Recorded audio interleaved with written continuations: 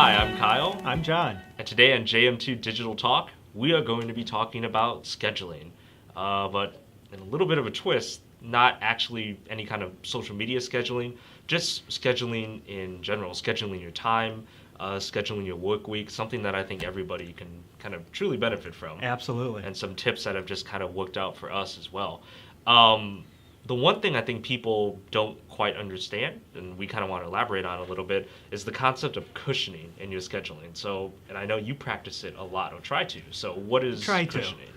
Well, cushioning is where you book yourself 70, 80, 90% of the time, but never more than 90% of the time. And you leave yourself a 10 or 20% cushion of unbooked time so that when opportunities arise or somebody walks in the door like just happened, that we're able to actually do that without totally ruining the entire day's schedule. Right, and you know that's the thing I hear. I hear a lot of times people just try to overbook their schedule every single day and work to max capacity, and they think, well, if I'm working to max capacity, that means I'm getting things done every day.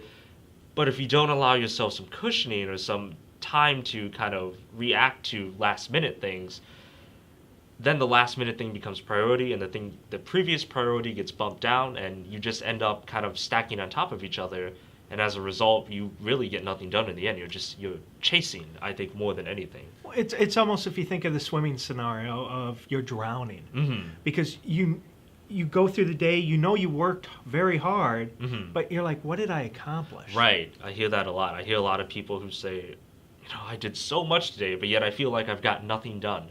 And I think that has to do with it, where if you kind of just have that mentality of just kind of providing some cushioning, you can be more flexible in your time and actually get more done and feel like you're getting more done. You as actually well. do get more done in your day if you leave those little gaps in your schedule because certain things will run over, certain things will run short, Right. but ultimately you will feel you end the day ahead of schedule. Now, a lot of people say that planning ahead is kind of the key to having a good week. Now, when do you typically plan ahead and how do you typically account for that? Well, I actually have two parts to this.